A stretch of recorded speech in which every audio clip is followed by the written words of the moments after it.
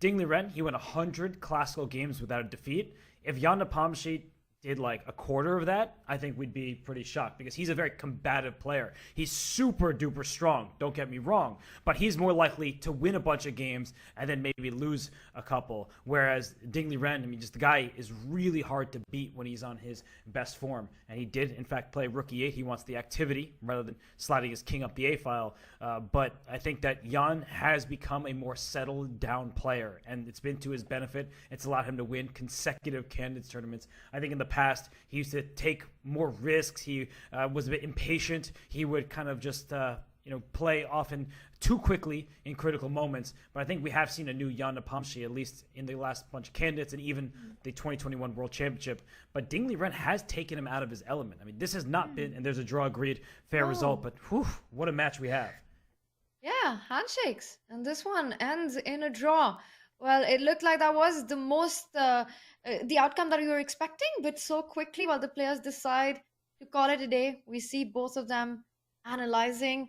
And Robert, just what you mentioned about their styles, but just to follow up on that, when you're trailing the World Championship match by a point, the opponent that you want in front of you is a player like Ian Nepomniachtchi because his style is so exciting. You know that he will perhaps just stylistically choose more interesting options, combative options. That's going to give everybody a chance to try for a win. Like you said, you'll have more decisive games when Yan is playing.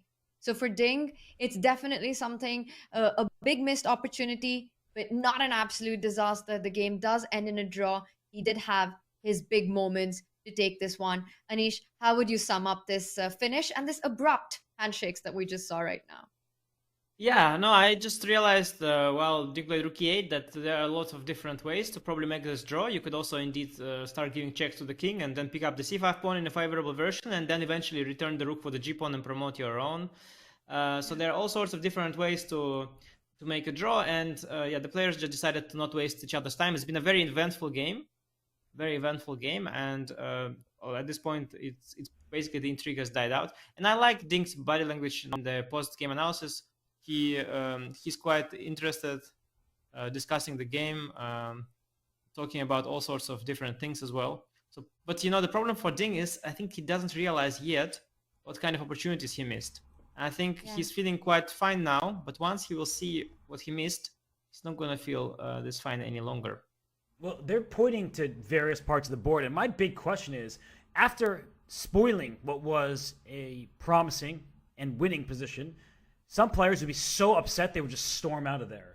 Anish, you said you like his body language. He's just analyzing the game. Do you think he needs to just get back to the basics of chess, just like loving it, having fun, rather than feeling the pressure? And is that why he's sitting there and talking it through? Yeah, I think he's loving it. I think he's basically, he just didn't realize the opportunities he missed, which is understandable. He missed these moves, so he hasn't seen them yet. And Jan also hasn't told him about it yet, probably. So he's just thinking, okay, I had some chances probably, but okay, at some point I was already worried I'll maybe lose. So then, okay, draw, whatever. He thinks it was maybe an interesting game, maybe it was not so bad. But when he will see that he missed, a win, that's when he'll probably have a moment of devastation. Of course, he will try to come back from that. But I think right now he's feeling fine. But I think the reason he's feeling fine is that because